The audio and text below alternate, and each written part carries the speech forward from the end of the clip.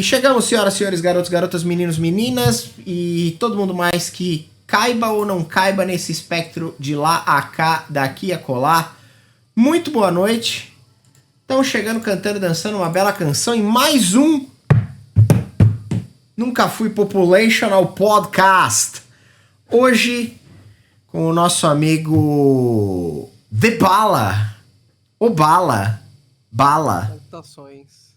Saudações. Gente, oi chat. Primeiramente, fora Bolsonaro. Segundamente, oi chat. Terceiramente, primeiramente, fora Bolsonaro, é isso? É isso aí. É isso, gente boa.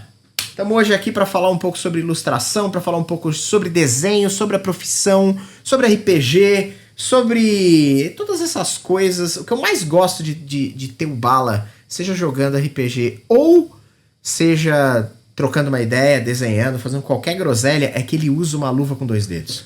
E nada mais da hora do que uma luva com 2 dedos. E deixa eu falar pra você, velho, que agora eu tô orgulhoso. Ainda bem que você notou, é que dessa vez eu tive que refazer a outra aqui, que foi a primeira, a beta. E dessa vez eu fiz uma com verde, ó. Agora eu pus um velcrinho aqui. Eu faço as minhas luvas, cara. Eu sou um cara... Caraca, você consciente. é um crafter. Puta, pior que eu curto, hein, velho. Nossa, peraí que eu caguei a overlay, malandro. Como assim? Cagou o quê? Onde? Quando? Eu puxei de um monitor pro outro, eu esqueci que eu não tava no meu setup padrão, peraí. Deixa eu só me arrumar novamente aqui. Não esquente, le cabecete. Le cabecete. Peraí. Ok, aqui. Ok. É isso.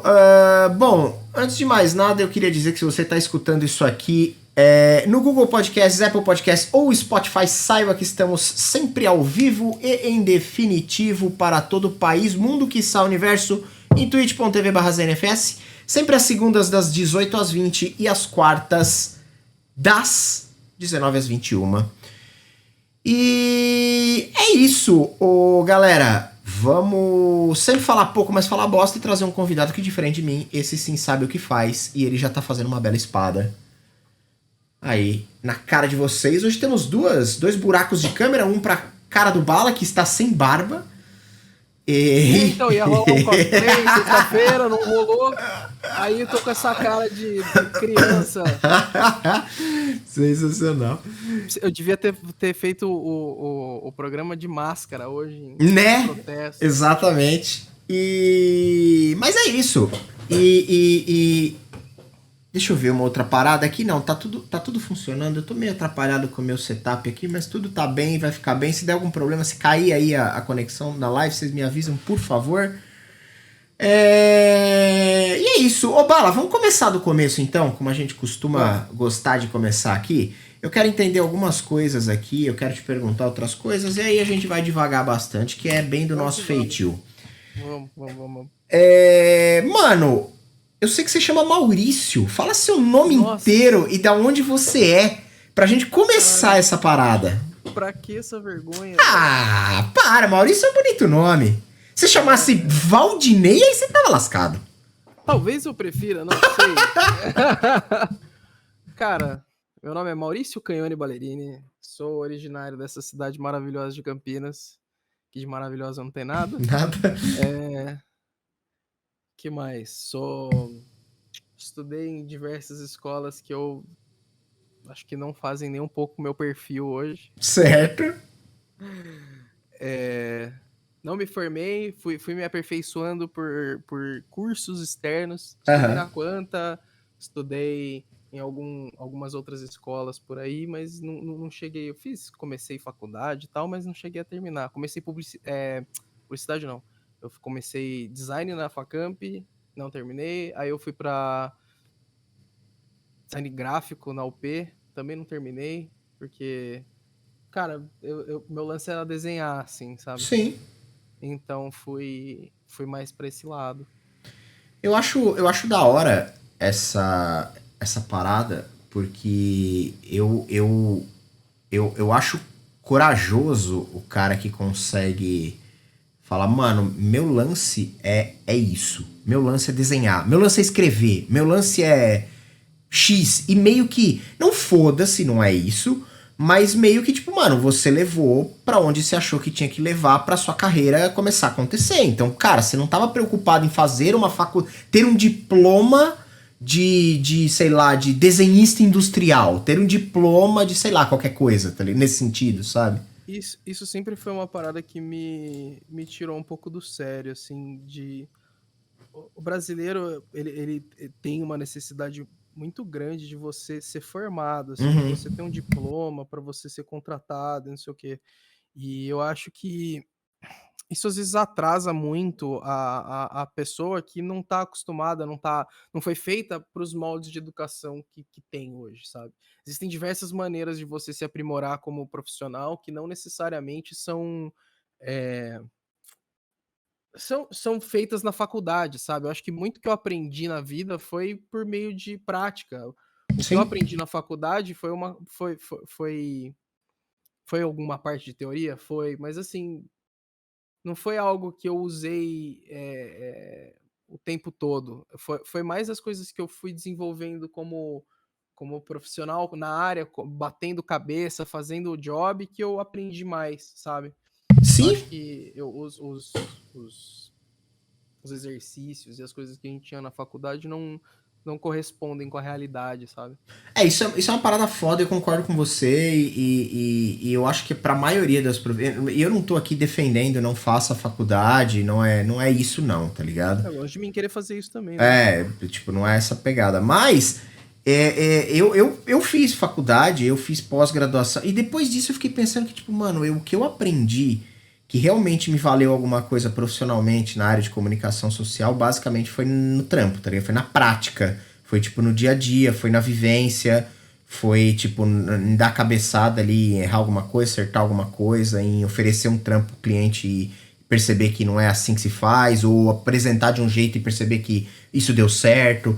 Então, assim, sei lá, eu hoje tendo a pensar que talvez é mais interessante as pessoas irem mais para um caminho, sei lá, eu tô tentando talvez generalizar e isso não é a melhor coisa, porque tem faculdades que, mano, sei lá, você precisa, sei lá, você vai virar médico, você precisa ter um conhecimento específico, tá ligado? Você não tem como não ter. Você vai virar engenheiro, não tem como não ter conhecimento específico, saca? Mas independente disso, eu acho que faculdade. Tem muita faculdade que meio que. Sabe, tipo, eu senti que eu fiz um curso de 4 anos que eu senti claramente que ele podia ter sido resolvido em 1 ano e meio. Sabe? Tipo, o resto tinha muita exceção de linguiça. Então, assim, e eu não tô menosprezando as coisas que foram passadas, mas é que às vezes você tinha 8 módulos de coisas muito semelhantes, sabe? Tipo, e aí me parecia muita redundância. E a Mas, gente enfim, sei lá. é programado pra decorar coisa, não pra pensar, sabe? Isso é uma Sim. parada que me irrita muito no sistema de educação, sabe? Que a Sim. gente tem hoje. Principalmente pra vestibular e essas coisas, cara. Você não aprende, mano. Você tem que decorar aquele monte de coisa. Tal. Como fórmula, sorvetão, lembra? Lembro. Que Eu, macete. eu não lembro de porra nenhuma, velho, tá ligado? Aham, sim. Não serviu pra nada pra mim. Hoje eu uso física para entender luz. Eu tive que aprender comprimento de onda para entender que quando você tem um lago, por exemplo, e as ondas estão assim.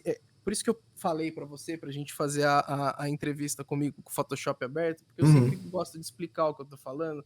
Mas Uhum. assim, eu tive que entender que em física que tipo a água quando ela tá trêmula assim e a luz incide nela, ela rebate de formas diferentes aqui nesses pequenos vales, e é por Aham. isso que quando a gente tá pintando uma coisa que tem uma iluminação específica, ela estica na água, entendeu? Sim. Você Então, teve que aprender física pra aplicar para o desenhar, seu desenho. isso. Exatamente. Então, tipo, foram coisas que eu só fui entender onde seriam aplicadas depois de muito tempo, mas a gente precisa de maturidade de entender aquilo Ah, que a gente vai fazer para a gente poder entender aquilo, entendeu? é verdade. Eu tive que reestudar várias coisas que eu não aprendi na época de colégio, porque para mim não era interessante naquele momento, entendeu? É Eu acho que tem verdade. diversas coisas que a gente pode explorar principalmente na infância, na parte mais jovem da criança, para ela entender certos conceitos ao invés de entender fórmulas e outras coisas. Eu Eu acho concordo. que a pessoa não está preparada para certos tipos de conversa, sabe? Eu Eu tive que concordo. aprender história fora da escola Uhum. também. É Sim, muito louco isso. eu concordo pra caramba e acho que sim, o adolescente ali, o garoto, a criança, o jovem que tá ali na escola, ele também muitas vezes tem uma relutância em entender e tudo ele acha meio chato, tudo ele acha meio maçante, e depois você vai percebendo que tem conhecimentos muito legais que não necessariamente você tá prestando atenção e isso seria legal você ter essa bagagem, enfim, mas enfim, eu concordo muito com o que você disse, isso faz muito parte do desenvolvimento, do amadurecimento, da forma que você enxerga e vai enxergando as coisas, é o que você falou, você acabou tendo que aprender outras coisas depois que você saiu da escola, porque na hora que você estava na escola, você meio que cagou para algumas coisas que você não queria dar atenção naquele momento, né? E às vezes nem faz sentido para você aprender aquilo, né? Não Sim. entra na sua cabeça que uma vez você pode usar aquilo em algum momento. Total. Não, total, você tem total razão. Você começou a desenhar desde pequeno, uma parada que te acompanha, porque isso é um negócio que eu sempre. Eu sei que não é real, mas isso viveu e vive na minha cabeça até hoje. Tipo, mano, ou você nasceu pra desenhar, ou você não vai desenhar. Ou você nasceu pra tocar piano, ou você não vai tocar piano. E eu sei que não é real, tá ligado? Eu tô ligado que isso não é real. Mas você já é um cara que desde pequeno, desde garoto, você já, tipo, curtia, já desenhava, já tentava riscar umas paradas. Como é que era isso? Cara, a vida inteira eu gostei de desenhar, velho. O maluco me fazia ficar depois da aula, porque eu rabiscava a minha mesa inteira, eu tinha que apagar a mesa, tá ligado? Tipo, fazer uns desenhos gigantescos, assim, mó galera se socando na porrada, Que pá. da E hora. aí a professora chegava, você não tá anotando a aula? E aí eu botava o caderno em cima pra tentar apagar, mas na real era a mesa inteira que tava Aham, desenhada, então, tipo, não adiantava porra nenhuma. aham. Sempre fui assim, cara. Sempre fui o moleque de ficar desenhando, tipo, copiar desenho, de ficar vendo. Eu gostava muito de assistir desenho e copiar aquilo que eu assistia, sabe? Sempre foi uma Aham. característica muito presente na minha vida. Você começou. Quando você começou a desenhar, quando você tipo, começou a encarar isso com mais seriedade em algum momento, beleza, no começo era uma parada que você curtia e tal, mas você era garoto, você não tava tipo, preocupado em virar um desenhista, um artista, tava preocupado em desenhar, e era só isso. E em dado momento você começou a, tipo, puta, tá, isso aqui pode ser uma carreira, ou você começou a talvez pensar isso de alguma forma, não sei, eu tô hipotetizando, né? Você teve ali o apoio, tipo, sei lá, da tua família? A galera já curte e falou, mano, toca o barco, se é uma parada que você quer fazer ou não? Cara, assim, a vida inteira eu sabia que eu queria fazer alguma coisa relacionada com arte. Tipo, Aham. desde moleque, eu sempre soube, assim. Eu não sabia o que exatamente, mas eu sempre fiquei nessa de tipo, mano, eu gosto muito de criar coisas, assim. Puta, aula de artes era minha aula favorita. Minha professora de artes foi uma pessoa que, assim, me incentivou muito, muito a criar coisas, tá ligado? A galera tava aprendendo grafite, eu já tinha terminado o grafite, eu tava fazendo outra coisa, ela sempre, tipo, mano, não fica parado, se você já sabe, se já trabalha com isso, vamos experimentar outras coisas, vai que você encontra um outro médium que você gosta de mexer, tá ligado? E eu era novinho, quarta, quinta série, tá ligado? Isso pra mim foi muito legal. Meus pais sempre incentivaram, sempre me deram lápis, caderno, essas coisas, então nesse aspecto eu sempre fui muito privilegiado. Quando eu cheguei na época da faculdade, não é que rolou uma pressão, mas assim, meu pai sempre questionou a praticidade de ser um artista no Brasil, sabe? O quanto isso ia ser difícil. Ele nunca falou, não, você não vai ser, ou nada do tipo. Mas eu sentia dele um incentivo a procurar uma coisa que fosse mais rentável do que arte. Do Sim. tipo, pô, você gosta de desenhar, por que que você não vai fazer publicidade e propaganda, design gráfico? Eu acho que até por isso que eu fui atrás dessas duas faculdades inicialmente. Uhum. Mas eu percebi que não era minha pira, velho. Hoje eu trabalho com design gráfico também, faço freela e etc, mas é, no mundo ideal eu trabalharia só com desenho mesmo. Eu acho que o que eu realmente gosto de fazer é isso.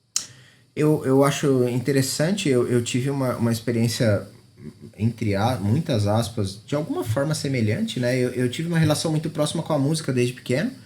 E eu adorava tocar e tal, e eu estudei por algum tempo, e foi tipo animal e tal, e pá. E cara, e em dado momento, o, o meu pai, a minha mãe, meu pai disseram, tipo, eu queria fazer, tipo, sei lá, eu queria fazer composição e regência. E Da aí, hora. a minha mãe e meu pai falaram assim, tipo, ah, pô, faz, mas é melhor você fazer uma faculdade que garanta o seu futuro primeiro. E, tipo, eu entendo a lógica disso, tá ligado? Tipo, faz sentido. Faz sentido essa preocupação, né? Porque, afinal de contas, a gente vive no Brasil, que é um país que não tá muito. Não é um país muito fácil pra você viver de arte, seja Não ela tá qual muito, for, né? a galera não tá muito interessada. Hoje eu vejo um pouco mais de interesse. Aham. Não devo negar que isso eu consigo enxergar um pouco melhor. Mas assim, é um nicho ainda muito É, específico, sabe? é. Eu acho que no resto do mundo isso é uma coisa mais aceita, Mais porque comum. existe esse incentivo para você conhecer, consumir. Consumir não no sentido de comprar, né? Mas de receber aquilo, sabe? Aham, sim. De consumir vendo, não precisa pagar necessariamente, velho. Tem tanta forma de arte gratuita aí. Tem, sem dúvida. É esse tipo de coisa que eu tô Não, querendo não, expressar. eu tô ligado e eu penso mais ou menos por aí mesmo. E é uma parada que eu meio que vivi um tipo, puta, tá e eu acabei indo fazer publicidade e propaganda, porque era algo que talvez eu via algum tipo de vínculo, e meio que depois eu percebi que até pode existir, mas não era o que eu acabei fazendo. E era uma parada meio tipo, puta, sei lá, mano. Hoje, sei lá, eu não sei se eu me arrependo nesse sentido, mas eu acho que eu gostaria de ter feito composto em regência, tá ligado? Acho que eu seria. Minha vida seria completamente diferente, mas eu acho que eu seria um cara feliz por ter feito composição em regência, Mas sabe? olha, eu vou fazer um questionamento pra você. Hum. Você acha que tá muito tarde pra você começar? Você me perguntou isso. Cara, já achei em outra época da minha vida, hoje eu já não acho. É engraçado isso, porque hoje eu já não acho mais, tá ligado? Eu já parei pra pensar se era tipo, puta, será que é uma boa? E aí eu falei, ah, nem fudendo. Eu lembro que eu tinha, sei lá, 26 anos, eu falei, ah, não, 26 anos, nem fudendo. Hoje que eu tenho 34, eu olho e falo assim, ah, mano, eu vejo tanta gente aí começando. Cara começando medicina com 45, 48, tá ligado? Sabe o que você tem de vantagem da galera que tá começando agora? Hum. Maturidade e experiência, velho. É, isso é verdade. Às vezes, só isso te dá um boost muito grande, velho. Porque você já viveu muita coisa e consegue enxergar coisa que essa molecada não enxerga, cara. Sim. E é isso que eu acho que às vezes a gente deixa de lado. Tipo, eu também já pensei em, tipo, ah, mano, puta, será? Ah, eu tô com 32 anos de idade, velho. Tem moleque de 18 quebrando cabeça e fazendo muito melhor que eu, pá. E assim, uma das paradas que eu ouço bastante e eu comecei a entender e aceitar agora é o lance do você ter maturidade para fazer as coisas, às vezes te facilita. Que é o lance da escola de novo, tá ligado? Uhum. A gente ter maturidade para entender que às vezes a gente vai passar mais tempo tentando fazer alguma coisa, ou tendo a cabeça mais fresca de, puta, eu preciso aprender com alguém, alguma coisa do tipo, é mais fácil, tá ligado? Quando a Uhum. gente é mais moleque, eu acho que existe uma resistência maior pro aprender, pro desenvolver, sabe? Sim. Então, a galera que tá na frente, realmente, é um cara que conseguiu ter a disciplina e se desenvolveu, focou naquilo desde cedo. Da Aham. hora, não é todo mundo que consegue fazer isso. Verdade. Mas a galera que começa mais tarde também tem uma vantagem, cara. Acho que Acho que você tem um bom ponto aí, tá ligado? o lance é começar, entendeu? Sim. Faz sentido pra caramba isso aí que você tá falando. O. Vamos lá, a ilustração é uma parada, a ilustração, o desenho, esse tipo sei lá, vê se eu tô muito errado. A minha ideia é que basicamente você tem uma ideia, seja de qualquer coisa, mano, sei lá. Imagina que da hora você pensa numa cena. Imagina que da hora eu pulando da janela e flutuando. E aí você tem. Aí você fala, mano, beleza, eu vou transpor isso aqui pro papel. Ou né? Vou fazer um desenho disso aqui, vou fazer uma interpretação visual disso aqui. E aí você começa a fazer. Onde eu quero. Por que eu tô colocando esse primeiro prisma? Porque o que eu quero entender é. Cara, beleza, você já me respondeu isso. Desenhar uma parada treinável, eu consigo hoje, começando a desenhar agora, eu consigo me tornar, não me tornar talvez o Claude Monet, mas me tornar eu falei qualquer nome. Cara, mas eu consigo ser competente, fazer desenhos competentes e legais. Consegue. Isso é possível? Cara, se você desenhar todos os dias por um ano, eu garanto pra você que você consegue fazer uma cena inteira. Por mais que ela não seja, tipo, perspectivamente perfeita, uma anatomia perfeita, mas você já vai ter a noção básica de como colocar aquilo num papel. Entendi. Você só precisa desenhar todos os dias, tá ligado? É mais o comprometimento de... Tem um cara no Instagram que eu sigo, puta, agora minha memória, você sabe que beleza que é, né? Tem um cara no Instagram que ele fala assim, o hábito transforma, velho. Pode crer. A intenção vai e vem, mas o hábito transforma, cara. É muito real isso, cara. Se você parar e sentar pra desenhar, velho, você vai ver uma diferença brutal nos seus desenhos em pouco tempo. Mas você precisa desenhar. Não adianta você falar, puta, tá feio. Beleza, tá feio, beleza. Arranca, vai pro próximo. Tá feio ainda, vai pro próximo. No quinto, no sexto desenho, melhorou. Não tá tão feio assim. Né? Vamos pro próximo. Para o próximo você já tá com aquela pira. Mano, agora vai ficar da hora. Agora eu tenho certeza que vai ficar da hora. Mas você vai se frustrar, você vai falar, puta, velho, não tá chegando no que eu quero. Mas assim, o da hora que é o caminho, tá ligado? É o processo. Você vai aprendendo, vai reforçando aquilo que você não sabe, vai desenvolvendo. É que nem jogar RPG de... Puta, tá faltando destreza, velho. Vamos atrás de alguma coisa que me dê destreza. Você tem que ir implementando aquilo que você sente falta. Puta, eu não sei... O que eu quero desenhar? Eu quero desenhar um boneco? Beleza. O que eu preciso saber pra desenhar um boneco? Eu preciso saber o mínimo de anatomia. Derrubou o gato? O gato derrubou todas as linhas da Bia aqui, que ela tá costurando aqui do lado. Nossa. Ela não viu ainda? Não, ela tá aqui do lado, com uma cara de fúnebre. Olha lá, eu vi ela baixando pra pegar.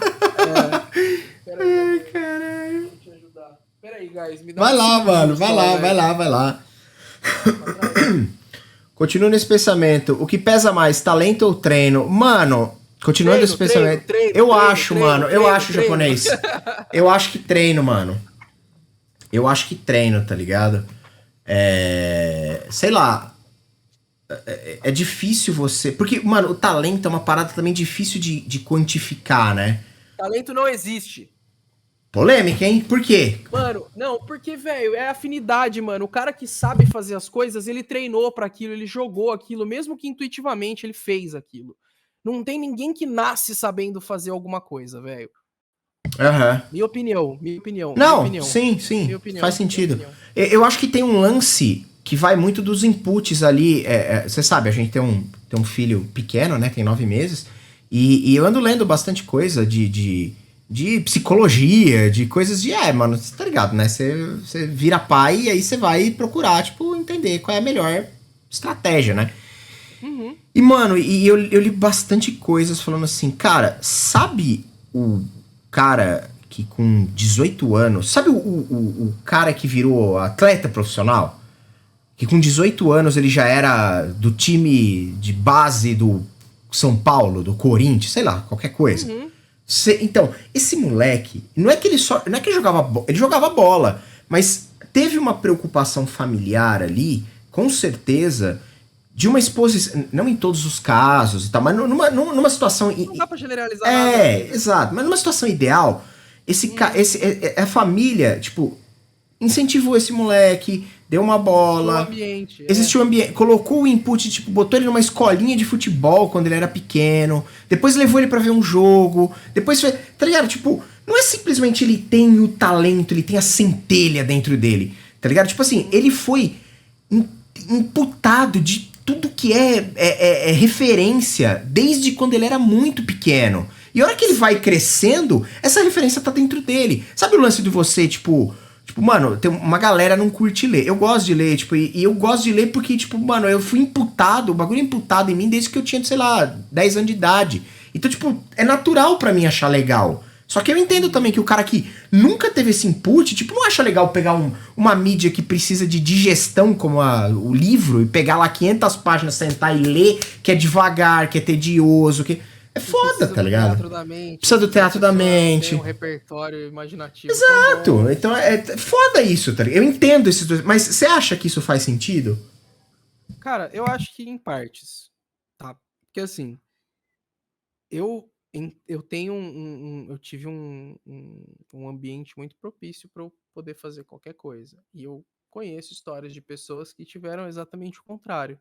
Tiveram exatamente o ambiente contrário daquilo que ele foi fazer, e o cara, por meio de, tipo, sei lá, força de vontade, disciplina, se desdobrou para fazer aquilo que todo mundo achou que ele não era capaz, ou desestimulou ele a fazer, entendeu? Pode crer. Eu acho que você ter um ambiente onde você é influenciado para fazer aquilo que você gosta vai ser ótimo.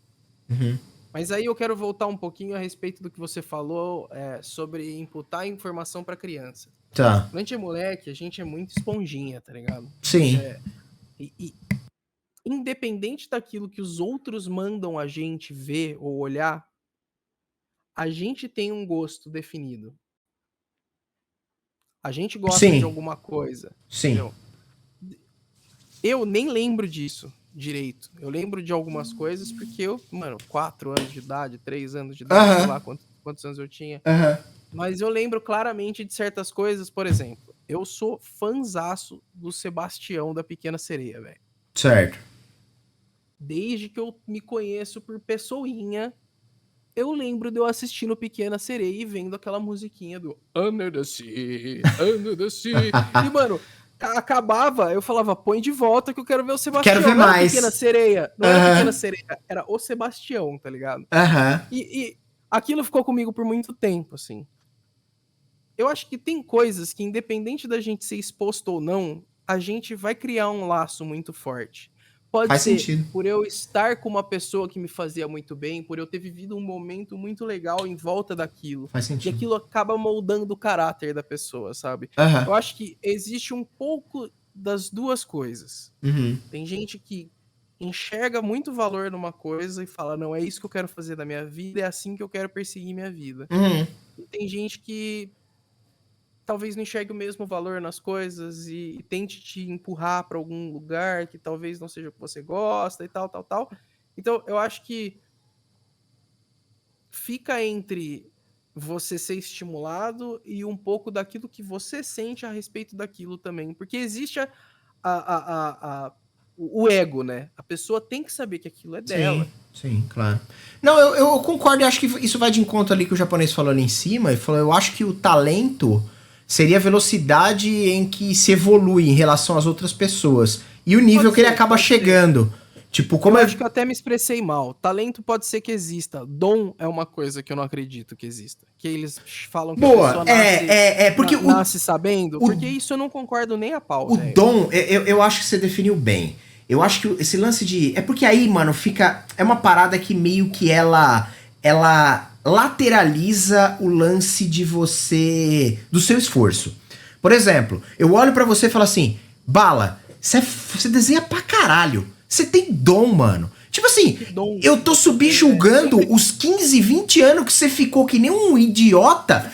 Porque se eu visse um desenho seu, que provavelmente vários caras viram um desenho e falaram, caralho, esse moleque não vai chegar em lugar nenhum nunca. Tá ligado? Sabe o que machuca? Não a mim, mas assim, machuca porque você tá se pondo muito pra baixo. É quando você fala no desenho, nossa, que talento, que coisa incrível. Nunca que eu ia conseguir fazer isso. Eu não desenho nenhum boneco palito. Mas, mano, pra todas as pessoas que já falaram isso, falam assim, mano, você já sentou pra desenhar e estudar desenho? Sim, é verdade. Verdade. Já parou? É verdade. Porque se você fizer isso, você aprende a desenhar, cara. Sim. Você tem razão. Você tem razão. Eu acho que faz sentido pra caramba, tá ligado? Eu acho que esse tipo de discussão, ele é sempre muito complexo, porque ele é multifatorial, né? Então, tipo, é o que você falou. Eu só não acho que seja válido, e aí eu concordo genuinamente com você, querer colocar numa categoria, tipo, de dom, uma parada meio mística ou meio divina, tipo assim, não, você é o Neymar, ele tem o dom do futebol. Isso, mano. O jogou a vida inteira. O cara gosta, o que esse cara deve treinar. Mano, eu não entendo nada de futebol. Mas o que esse cara deve ter treinado de futebol? Deve ter chutado bola no gol. Deve ter treinado corrida. Deve ter comido direito. Por mais que hoje ele. Quando você gosta de fazer as coisas, velho, passa rapidão, mano. Você faz curtindo pra caralho. Você nem vê o que você tá fazendo e você tá aprimorando sua habilidade com aquilo. É essa a diferença da pessoa que gosta muito do que faz e faz, tipo, genuinamente sem parar, tá ligado? Que você vê que o cara tá se divertindo fazendo aquilo o tempo todo. Esse é o cara que vai longe, tá ligado? Sim. É essa a diferença. Concordo. Não, eu concordo pra caramba. Essa parada que você tava falando, que a gente tava falando aí de. De meio que quando as pessoas olham e elas dão um pitaco, dão um palpite. Eu quero trazer esse tema. Nós estamos meio no viajado aqui, mas tudo dentro da. Né, normal, né? Uma conversa minha e sua padrão. É que a gente não grava elas durante a semana, mas se a gente gravar, ela seria basicamente a mesma coisa que a gente conversa, né? Que a gente começa em A, termina em Y e não fala absolutamente nada. Mas enfim. Tipo, quando o Magenta e o Watts estiveram aqui, eu lembro que eu perguntei pro Magenta. Eu acho que eu fiz essa pergunta. Não, eu perguntei pros dois, mas o Magenta que deu. O Watts falou, eu vou deixar o Magenta responder, acho que foi isso. Ele falou uma parada que aquele episódio do Nunca Foi Popular foi um dos mais foda pra mim, tipo de mind-blowing, assim, de falar, caralho, isso é genial e eu nunca tinha pensado. E por mais óbvio que seja, porque eu vou falar, você vai falar, sério que você não tinha pensado isso? Eu nunca tinha pensado isso. Que eu perguntei pra ele assim, falei, Magenta, quão foda é lidar com crítica, lidar com pessoas olhando pra trabalhos que muitas vezes expressam subjetividade, que é o caso que às vezes você vai desenhar uma parada e, mano, às vezes a forma que você tá transpondo aquilo é uma forma subjetiva. Às vezes a ideia que você tem é uma ideia subjetiva. Você não tá desenhando, não é um desenho técnico. Você não tá desenhando o blueprint de um cilindro de motor, tá ligado? Não é isso que você tá fazendo. Você tá fazendo uma parada artística que envolve toda a sua capacidade de expressão através da arte, várias paradas nesse aspecto. Então tem muita subjetividade nisso. Ô, caceta! Muito obrigado, Rodrigo Naga. Tamo junto, 10 meses, só 10 meses, valeu pelo sub. Ô galera, falando nisso, eu não sou de pedir sub, ainda mais no meio do podcast, mas falta 4 sub pra nós liberar mais um slot de emote do canal. Ajuda nós aí, porque agora que eu quero desenhar. É o Bala que vai fazer os desenhos, então por favor, quebrem essa. Nunca pedi nada pra vocês, mas já aproveitando a deixa, vamos pedir aí. Enfim, seguindo esse papo. E eu virei pra ele e falei assim, mano, quão foda é receber uma crítica, receber críticas ao seu trabalho, às vezes sabendo que você esmerou ali, tipo, um mês do seu tempo fazendo uma parada, e às vezes as pessoas são ou não necessariamente competentes o suficiente para avaliar aquilo num pé que talvez deveria ser avaliado, ou são maldosas o suficiente para simplesmente falar, mano, ficou uma bosta, tá ligado? Meio que sem se preocupar com essa parada. E ele me deu uma resposta que eu fiquei meio... que foi o mind-blowing pra mim, que foi tipo assim, mano, a crítica ela é importante, ela é real, mas ela é até a página 2. Porque se eu vou ouvir crítica e eu comprar a crítica, não é mais a minha obra. A obra é a obra do cara. Tá ligado? Tipo assim, se eu vou mudar tudo que você acha que não tá legal, não é mais a minha... Não é o que eu fiz. É o que o Bala fez, tá ligado? Então, tipo assim, eu escuto... E a hora que eu falei, caralho, faz todo sentido. Faz todo sentido você escutar uma crítica. Mas, cara, eu não posso querer mudar o que eu sou... Você não pode querer mudar como você desenha, as suas referências, as suas paradas, porque alguém virou pra você e falou, isso aqui não tá bom. Como que você lida com isso? Como você lida com essas paradas? Cara, eu vou ser bem sincero que eu nunca tive o B. De tipo, nossa, isso ficou uma bosta e tal. Isso, realmente, eu tive o privilégio, a sorte de não ter rolado ainda. Porque é um quando e não um se, sabe? Então... Olha lá, gente. Tá, pediu, tá dado. Caceta, Nossa, Gaming Bros. 37 meses. O Gaming Bros foi o primeiro sub, se eu não me engano. Então, o Gabs foi o segundo. Obrigado, Renato. Tamo together. Valeu, bom, mano. galera. Então. O que eu tava falando mesmo? Você tava falando que você nunca pegou um incisivamente isso tá uma merda. Isso nunca rolou comigo, então acho que eu tive sorte, né? Mas se rolar, cara, eu acho que. Se o cara já partiu pro desrespeito, eu acho que nem tem por que eu ouvir esse Nem tipo vale de a coisa. pena, né? Então, beleza, passar bem, se você me pagou ainda, já era, acabou. Nunca mais pega comigo, já era. Resolveu. Tem um monte de artista brasileiro aí Sim. pra fazer o que você quer, então acho que não tem problema. Se o cara me procurou, eu tenho que ter na minha cabeça que ele procurou o meu estilo de arte para eu desenvolver o que ele pediu.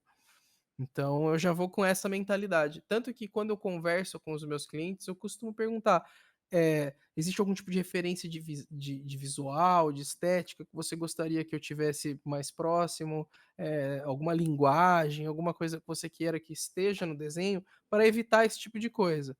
Mas às vezes acontece do cliente realmente não saber aquilo que ele está querendo. Então ele te passa uma informação, você absorve aquilo com o conhecimento que você tem, replica aquilo no papel da maneira que ele pediu, e na hora que você vai entregar para o cliente, realmente existe esse desencontro de conversa, porque às vezes o cara falou, eu quero uma coisa meio moderna e etc, mas na verdade o que ele está querendo é um visual meio do século XIX, assim, só que o cara acha que aquilo é super moderno, entendeu? Então, às vezes é mais falha de comunicação na hora de entrega do que esse lance de tipo, nossa, fez errado ou qualquer tipo de coisa desse tipo. Eu gosto até da maneira que o Magenta pôs isso daí. Eu gosto de pensar dessa forma também. Crítica é uma coisa importante da gente ouvir quando ela tem fundamento e ela tem base. Uhum. Se o cara sabe do que tá falando, se ele tem um conhecimento, é muito legal você ouvir. Você tem que ser humilde o bastante de entender que você não é o melhor do mundo. Você tem Lógico. muito a aprender sempre. Então, ouvir uma pessoa e absorver aquele conhecimento, mesmo que você não concorde com ele, ou mesmo que ele tenha um viés um pouco diferente, é muito bom você ouvir o que ele tá te falando. Então, eu concordo com a gente. É legal ouvir, mas você tem que ter a sua prioridade no seu estilo artístico. Você tem que definir aquilo que você quer fazer. Porque não adianta você ficar fazendo coisas que os caras querem, que daí você vai ficar refém do seu cliente sempre. Se você fizer aquilo que você gosta sempre, as pessoas vão te procurar para fazer aquilo que você gosta. Então, eu acho que o maior truque é esse. Se eu for dar uma dica para uma pessoa que está começando agora em ilustração digital, faça muito daquilo que você quer fazer e mostre para os outros. Porque aí você vai ser chamado para fazer aquilo que você gosta de fazer. Pode crer, faz todo sentido. Você falou de ilustração digital e eu quero trazer um tema que não deveria ser polêmico, mas eu já escutei pessoas polemizando esse tema, né? Que é basicamente, a gente já conversou sobre isso, né? Arte tradicional no papel, na tela, na sei lá onde mais seja possível, ou digital? Para o cara que está começando, qual é a tua indicação? Qual é a tua preferência hoje em dia? Cara, é muito difícil responder isso com objetividade. Eu vou dividir isso em partes, Vamos lá. porque eu acho que é mais fácil. Tá. Arte digital é legal pra caralho, é muito bom porque ela é uma ferramenta inacabável de coisas que você tem em mãos. Porém, você precisa saber o que fazer com essas ferramentas. Faz É sentido. legal você saber o tradicional. É legal você saber o tradicional, entender como um grafite funciona, entender quais são os diferentes tipos de tinta, porque o Photoshop, ele imita a realidade. Uhum. De certa forma, e ele tem os efeitos dele. Uhum. O que eu digo que ele imita a realidade? Você tem opacidade de pincel, então o seu pincel pode ser mais fraquinho ou mais escuro se você forçar ele um pouco mais. Uhum. as tintas também trabalham com opacidade. Tem algumas que são tintas de cobertura, que são tintas que, por exemplo, se eu passar uma cor clara em cima de uma cor escura, ela vai cobrir. E tem tintas que são transparentes, que se eu passar uma cor clara em cima de uma cor escura, ela vai misturar as duas. A aquarela é uma tinta que mistura. Se você passar alguma coisa em cima da aquarela em cima de aquarela, ela vai adicionar aquelas duas cores. Ela vai... acho que é multiplicativa. Eu não sei exatamente o termo técnico, gente. Eu posso estar falando besteira. Mas ela adiciona uma coisa em cima da outra. Acho que é multiplicar uma outra. Então, se eu colocar um fundo verde, aliás, um fundo amarelo e passar um azul em cima, ele vai ficar verde. Vai ficar verde, E se eu usar o guache, ele é o completo contrário. Você consegue diluir ela bastante para ficar com uma opacidade baixa, mas se você misturar branco nela, um pouquinho de branco numa tinta, qualquer que seja, ela vai ficar opaca. E aí você pode passar essa cor, que às vezes é mais clara, em cima de uma escura, que ela vai cobrir. A acrílica também funciona da mesma forma. Se você diluir ela bastante em água, ela fica meio transparente, mas se você misturar com um pouco de branco, ela passa por cima das outras, e ela, tipo, um vermelho em cima do preto, por exemplo, vai ficar vermelho, entendeu? Entendi. E para você entender como isso funciona, te ajuda no digital. Então, às vezes, eu vou dar um exemplo de novo nessa cabecinha maravilhosa que eu tô desenhando aqui. Certo. Eu uso as duas técnicas para pintar, normalmente. Então, eu ponho primeiro uma base. Então, vamos supor que a cabeça do nosso amigo vai estar um tom meio de... Estou a ponto de quebrar. Não, isso daqui tá muito claro. Vamos pro mais escuro. Aí, ó. Um verde bem podrão, assim, ó. Vou fazer bem rápido, guys, pra não ficar perdendo tempo de vocês e pra galera do só áudio não ficar maluca. Eu tô pintando a cabeça dele com uma cor, um verde bem escuro. Beleza. E aí a gente começa a trabalhar com os estilos diferentes de cor. Então, se eu vier com uma cor mais... eu vou colocar em multiply aqui, porque ele meio que simula essa tinta que é transparente. E eu colocar uma cor, sei lá, um laranja aqui, ó. Tá vendo que ele tá somando? Tá multiplicando o verde? Sim. Se eu colocar ela normal aqui, ela só vai passar... por cima. A cor. O guache, ele funciona muito assim. Então, o ilustrador digital que trabalha com guache tem a vantagem por conhecer como funciona a tinta. Então, você pode pegar só o pincel básico do Photoshop e fazer aquilo que você faz no guache. Entendi. É uma transposição de skill muito fácil de você fazer. E pra que serviria uma tinta multiplicativa? Porra, velho, olha o tanto de detalhe que tem aqui. Imagina se eu tivesse que trocar de cor para cada um dos relevos que tem embaixo dessa foto. Se eu crio ele em multiply aqui e venho com uma cor que faria sentido para uma sombra, por exemplo, um tom mais azulado, mais escuro, eu posso simplesmente desenhar em cima dele aqui que ele já vai me fazendo a sombra, tá vendo, do desenho? Você tem uma facilidade ferramentosa, vamos dizer assim. Mas isso daqui tá baseado, por exemplo, se eu tivesse feito... Tá baseado no real, né? Exato. Saber que o azul claro transformaria o verde nesse tom é um skill que você tem do tradicional. Entendi. Você aprende no digital? Aprende. Mas é algo que, se você já trabalha no tradicional, é uma coisa que você já tem em mente, já sabe como funciona. Pode crer. Teoria da cor, cara. Teoria da cor funciona para qualquer coisa. É um skill imprescindível para quem quer trabalhar com cor.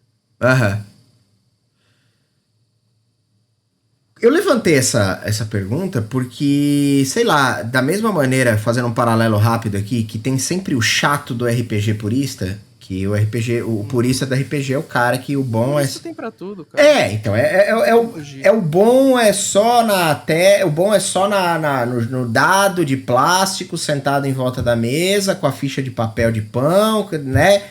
Senão, não é bom. Tem que abrir o livro, tem que olhar, tem que não sei o quê. Então, se você falar pro cara que você olha as regras num site, o cara vai achar que isso é um absurdo e tudo mais. Tô abrindo 5E aqui, o maluco vai ter um impacto, tem um infarto lá na hora. Então, e eu tenho certeza que tem esse cara pra pra ilustração. O cara que, não, você tudo. tem que saber fazer o papel no lápis, na lapiseira, no 05, sei lá. Enfim, por isso, era justamente por isso que eu queria entender a tua visão a respeito, mas eu já entendi que skills são válidas, independente de onde elas venham, né? Uhum. Deixa eu levantar uma outra questão, que é o seguinte.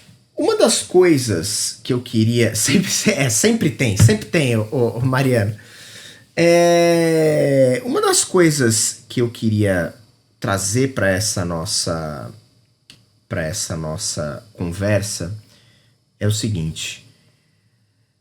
Arte é sempre uma parada, seja ela música, teatro, dança, pintura, ilustração, não importa o que, é sempre muito difícil você é sempre muito difícil você quantificar valores, pelo menos na minha cabeça. Como funciona, como você vê a precificação? Eu não sei se isso existe, esse termo.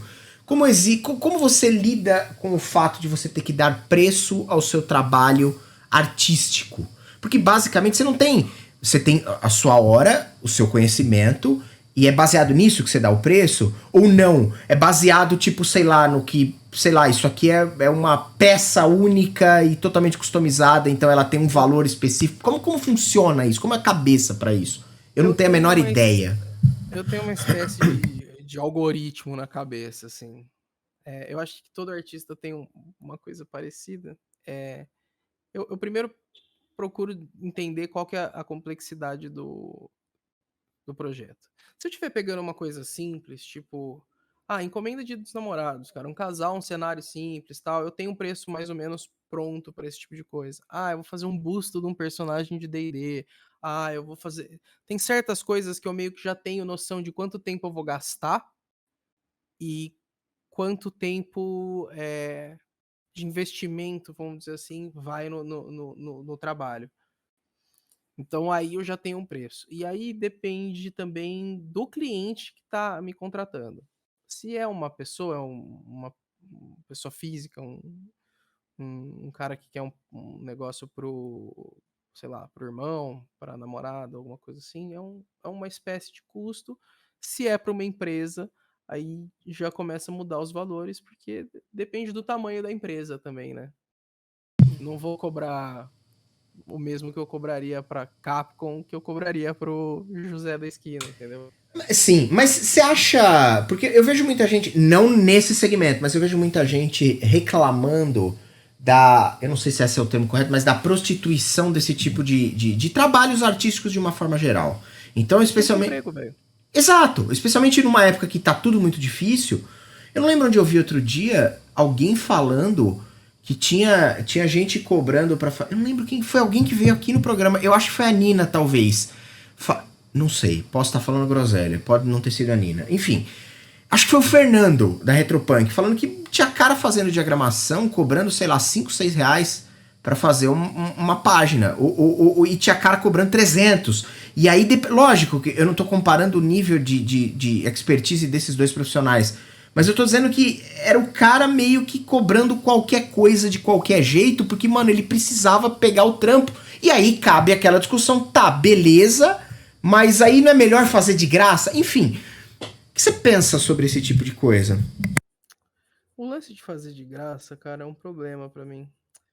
Depende muito do que você tá fazendo e pra quem você tá fazendo, tá ligado? Eu já tive experiências que eu fiz de graça pra pessoa pra descobrir depois que a pessoa usou meu trabalho num trampo maior, ganhou uma grana e eu fiquei a ver navios, entendeu? Aham. Agora, se você acha que vale a pena você investir o seu tempo naquela pessoa, eu não vejo por que não fazer, sabe? Tem Sim, coisas que vão te dar um retorno, entendeu? claro. Você precisa aprender, às vezes, a fazer coisas. Eu não gosto de fazer coisa de graça pra... Puta, imagina, entra um cara maluco no seu Instagram e fala assim, você não quer fazer um desenho pra mim? Claro, faço, me paga, Aham. entendeu? Mas, tipo, porra, sabe, minha namorada precisa de um desenho meu. Eu vou fazer pra ela, tá ligado? Claro. Eu tenho um amigo meu que tem um canal de D&D aí, e ele precisa de uns emote. Porra, mano, é uma visibilidade legal, cara. O pessoal que acessa o canal dele, entendeu? Claro, lógico. É uma parceria, né? Você tem que pensar que lógico que você precisa colocar preço no seu trabalho, mas muitas vezes a visibilidade também vai te ajudar, né? Assim, não pode pensar que isso vai pagar a conta também. Claro. Tem hora que não vai. Você precisa, em certos momentos, você precisa entender que trabalhar de graça por muito tempo vai te acarretar problemas também. O pessoal vai montar nas suas costas. Sim. E você não vai alcançar as coisas que você almeja também. Uhum. Então, eu fico meio entre... Pense muito a respeito antes de fazer coisas de graça. Se você vai fazer coisas de graça, faça pra você. Entendeu? Pode crer. Hoje, para um cara que tá começando a ilustrar, que tá começando a desenhar, é mais importante ele ter uma... A gente falou lá atrás, né, de formação e tal, mas é mais importante o cara ter um portfólio, ter uma amostra do trabalho dele. É com isso que ele vai conseguir novos trabalhos e conseguir empregos e tal? Ou de fato a formação tem peso? Não, cara, eu acho que formação hoje em dia, para quem vai ilustrar principalmente, não faz diferença. Se você quer trabalhar com ilustração e pintura digital hoje, você precisa de um portfólio foda. É isso que você precisa. Vou parar de pagar meu marido. Se namorada... Mariana, você é esposa, já existe. Não é namorada. É diferente. Por isso que a métrica não funciona igual. Deixa eu te perguntar um negócio. Qual é a parada que você mais curte desenhar? Cara, tudo que é relacionado a jogo, eu acho, velho. Eu gosto de mecânica, eu gosto de personagens, eu gosto muito de desenhar personagem, cara. Eu acho que dentro da parte de games, personagem e asset são duas coisas que eu gosto muito de fazer. Então, às vezes desenhar uma arma, um personagem segurando um objeto específico dele, eu acho que isso conta uma história, sabe? Mais do que só tipo, o concept do bonequinho, assim, tipo, que roupa que ele vai usar. Eu acho que eu gosto um pouco da parte de storytelling também, dentro da ilustração. Então vamos lá, vamos entrar nessa seara aí que a gente tava rodeando pra entrar, que é o quê? Como é que você vê essa... Como é que você vê a importância? Porque assim, eu vejo... Eu vou pensar em RPG aqui, que é uma temática muito recorrente do canal. Quando a gente pensa em RPG e a gente tem um jogo de interpretação muito relacionado ao que tange a imaginação, você muitas vezes acaba se valendo de algumas imagens de referência que você encontra na internet e do resto, basicamente, o que está na sua cabeça ou o que a sua capacidade descritiva é capaz de passar para as outras pessoas que estão assistindo. Cara, referência é muito, muito, muito importante, velho. Sim, sim. Mas o que eu quero dizer é o seguinte. Quando a parada começa a adquirir uma concepção original, parece que o negócio muda de categoria de uma forma a se tornar realidade. Eu vou dar um exemplo rápido aqui. O Jovem Nerd vai lá e lança um episódio sobre RPG. E aí conta-se uma história ali, os jogadores jogam essa história e tudo mais. Aí você vê que a galera começa a fazer ilustrações, uma galera começa a fazer... como é que chama? Oh meu Deus, animações e coisas desse tipo. E a parada vira... Aí vem lá, pega o Leonel Caldela da vida e o cara escreve um romance sobre aquela parada. E aquilo começa a ganhar corpo. E aquilo para de ser um jogo, né? Assim, não é que ele deixa de ser, ele continua sendo um jogo, mas aquele universo, ele começa a existir de uma maneira tangível. Então, quando eu olho para uma arte que você vai... Por exemplo, a gente joga lá a mesa de sexta-feira... E aí você fez uma arte pra mesa de sexta-feira que tinham lá todos os personagens. Cara, aquilo lá dá um respiro tão diferenciado pra história que tá sendo contada, que ela meio que tem um poder de transformação em realidade, na minha visão.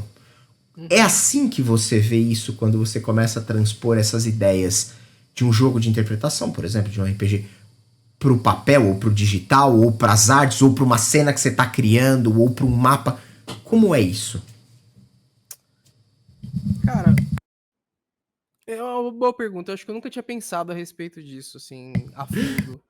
Mas quando eu tô desenvolvendo uma história, quando eu tô desenvolvendo qualquer desenho, eu tento entrar no papel do personagem, muitas vezes.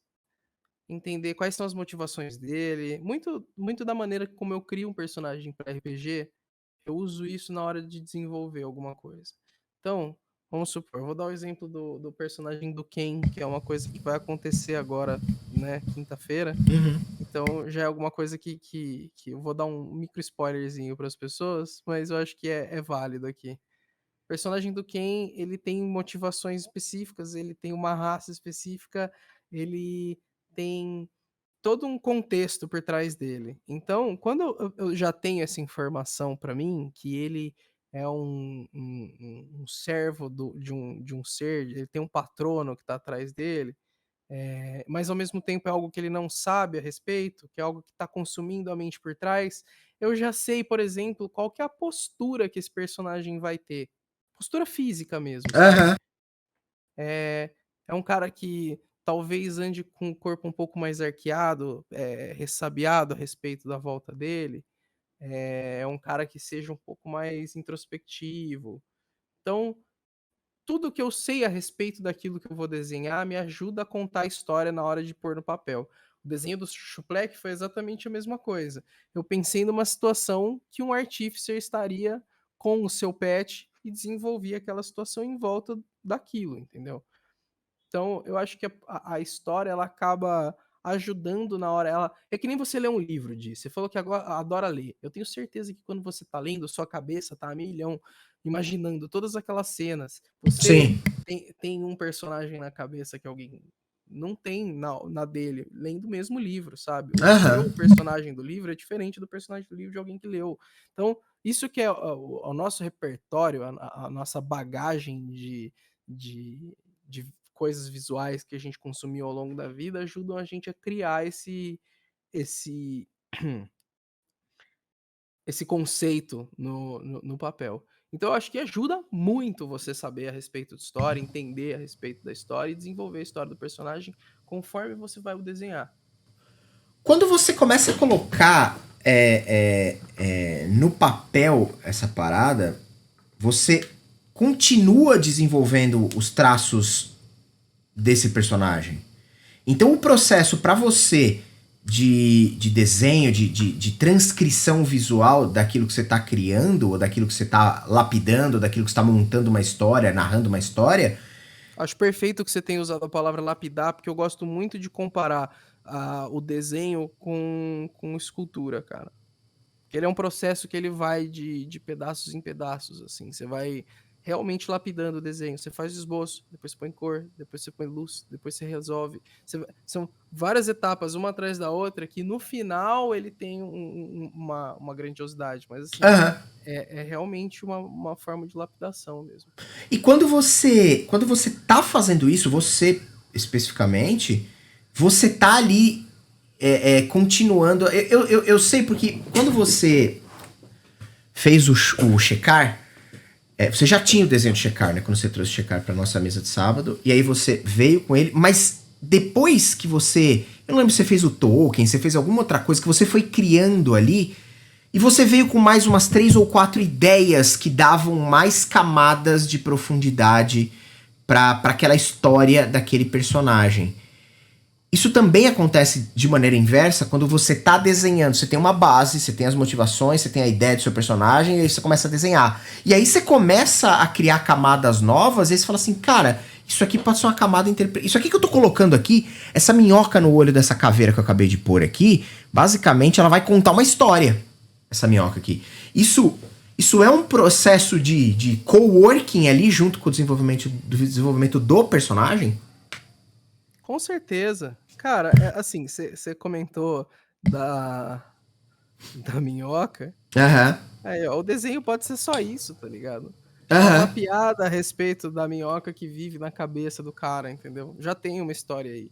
Eu não precisei desenhar, tipo, nossa, um castelo lá atrás. Sim. Nossa, é o Vladimir, o empalador de cabeças, tá ligado?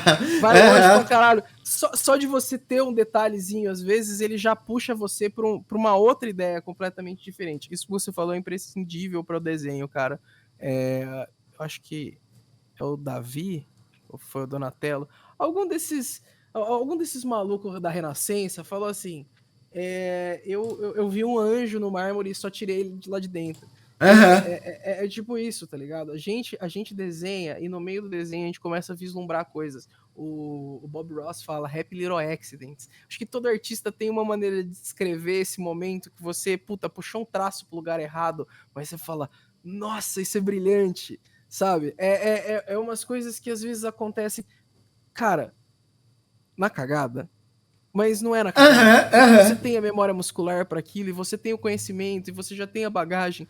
É algo que não chega a ser intuitivo, mas eu acho que é você saber ter um jogo de cintura para entender que aquilo veio de uma maneira boa, que aquilo é uma parada que pode te ajudar no futuro. Então, por exemplo, eu fiz super escuro o olho desse personagem, mas às vezes eu posso vir recortando com um tom de dentro de novo para dar um tom diferente. Eu usei um tom de branco nesse dente aqui, que às vezes é mais legal pra uma baba, assim, tá ligado? Misturar as paradas, deixar ele com uma cara mais de, tipo, recém-morto, tá ligado? São coisas que às vezes você vai percebendo conforme o desenho vai se desenvolvendo. Então, às vezes você botou um braço numa posição que pede um item ou pede uma interação que você não tinha pensado antes. E aí, no momento, você cria e vai desenvolvendo em volta, e aí você tem uma história mais completa. O momento, a criação não para no momento que você termina a composição, entendeu? Sim. Quando você tá durante o seu processo de desenho, você vai pensar, lógico, é o que você falou, vão surgindo milhares de ganchos, que é o que você falou, você tem a memória muscular, meio que sai um traço ali errado, ou que não era o que você estava imaginando, e isso vai te dando novos complementos e tal. Mas me diz uma coisa, você tem uma referência base, você tem uma biblioteca básica de referência na sua cabeça. Quando você vai desenhar um personagem... chama de repertório. Repertório, beleza. Quando você vai desenhar alguma coisa relacionada, quando você vai desenhar um personagem de RPG, quando você vai desenhar uma cena de RPG, quando você vai fazer alguma coisa nesse sentido, da onde vem o seu repertório base pra Dungeons and Dragons, pra fantasia medieval, pra fantasia de uma maneira geral? É um conglomerado de cultura pop? Da onde é isso? Falando especificamente de você. Né? Eu vou contar o segredo aqui pra vocês, velho. Dale. Todo mundo vai ficar sabendo qual que é o maior segredo. Vem tudo da internet. Maluco, assim, lógico que eu consumi muita coisa ao longo da vida, né? Assisti muito filme, li muito quadrinho, isso ajuda, mas tudo isso tá super acessível hoje pra todo mundo na internet. O Pinterest, velho, é um lugar incrível, o ArtStation é outro. Assim, tem artistas incríveis que não são vistos por ninguém, assim, e são pessoas que você aprende muito só de enxergar o traço do cara. Às vezes você tira uma ideia incrível que o cara tá usando no lugar e pode ser útil pro seu traço. Eu não digo copie o estilo de alguém especificamente, não é isso, cara. Tipo, entenda o que faz aquele estilo ser interessante e adicione isso ao seu processo, entendeu? Às vezes, o jeito que uma pessoa desenha algo é interessante. Quem sabe você transpor isso pro seu traço ou tentar desenvolver algo que seja naquele aspecto. Cara, copiar nunca é legal, gente. Pegar o desenho de outra pessoa e copiar assim, fazer uma releitura é interessante, entendeu? Agora, copiar exatamente do jeito que tá, eu não sou tão a favor, porque eu não sei se você tá aprendendo tanto, entendeu? Assistir o processo daquele desenho que você gosta tanto, talvez seja melhor do que você tentar copiar ele, entendeu? Sim, faz sentido. Mas o que eu tava querendo trazer nessa parada era uma parada tipo assim. Quais são as obras que te marcaram? Coisas que você pode citar, tipo, sei lá, não precisa necessariamente ser tipo. Eu vou fazer inverso pra eu explicar o que eu quero dizer. Cara, eu vou descrever uma cena de Dungeons and Dragons, beleza? E aí vai ser uma cena de taverna. Uhum. Qual é a primeira referência que vem na minha cabeça? A taverna do. Pegasus Saltitante? Pônei Saltitante. Do Senhor dos Anéis. Da Sociedade do Anel. Então, Uhum. um local sujo, lotado, abarrotado de gente, com muito falatório, pessoas maltrapilhas. Tipo, essa é a primeira referência que me vem na cabeça. Depois podem vir milhares de outras. E aí eu uso essa cena e decupo ela pra tentar trazer o que eu quero pra isso. Então, tipo assim, eu quero uma taverna que na verdade não tá tão cheia, porque não é hora do almoço. E eu quero descrever uma figura no canto, mas ela não é enigmática. Uhum. Então aí eu vou decupando isso e adequando para a realidade do que eu preciso. No seu Uhum. caso, quando você vai partir para a criação de alguma coisa, para alguma coisa, colocar isso, o que você tem de referência básica para trazer? Cara, sei lá, livros, filmes, jogos, o que versa com as coisas que você, com os materiais que você cria? E eu não tô falando só de ilustração, tô falando dos personagens que você cria, tô falando das histórias que você desenvolve, tô falando de outras coisas ali, entendeu? Cara, eu acho Entender, que. eu consegui passar ou Uhum, não? uhum. Eu tive um professor de roteiro que é, pra mim, assim, um dos caras mais inteligentes que eu conheci na vida. Ele chama Otávio Cariello. Ele dá aula lá na Quanta, em São Paulo. Pra quem puder, mano, sugiro que converse com esse cara, porque ele é um visionário. Ele me ensinou uma parada que é muito interessante, que tudo pode ser uma história, tudo que você consome, tudo, realmente tudo que tá à sua volta, pode te dar algo que você pode usar em alguma coisa. Eu uso desde história romana, grega, até, sei lá, história de jogo que eu joguei semana passada, entendeu? Pra construir as coisas que eu penso. Eu acho que toda história tem uma maneira de você fazer um mashup e ficar interessante. Então, existe originalidade? Eu acho que até certo ponto, porque é difícil você escrever algo que não foi escrito, porque os arquétipos das coisas já foram meio que construídos, sabe? É, é a jornada do herói, é, os diversos outros tropes de roteiro que a gente tem, né? Tem aquele o roteiro difuso, tem roteiro que você tá acompanhando dois personagens em situações diferentes que eles vão se encontrar em algum momento do filme. Então, sempre que você vê um filme novo que tem uma coisa completamente maluca, é alguém tentando fazer um twist novo em alguma coisa que já existe, né? É muito Uhum. criar é muito, muito difícil, velho. É tipo, é É. uma situação muito complicada, porque a gente tem anos e anos de história mano, aí a gente entra num contexto de semiótica que eu passo aqui 6 horas falando a respeito de repertório e conhecimento e como criar. Mas em base é o seguinte, eu, desde moleque, consumi muito cultura japonesa e ocidental ao mesmo tempo.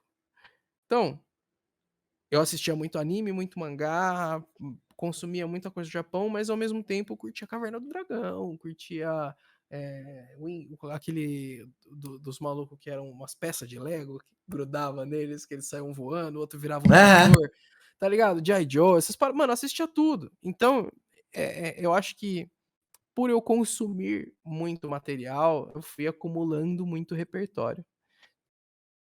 Eu acho que a base do meu repertório vem de cultura popular. Centurions, olha lá, a molecada já lembrou bem. Aham. Eu pego muito filme, cara, tipo Hellraiser, tem personagem meu que é baseado nos cenobitas, tá ligado? Então, você sempre tem alguma coisa pra tirar daquilo que tá em sua volta. Eu acho que não tem um, um negócio que eu, assim, é a primeira coisa que eu penso.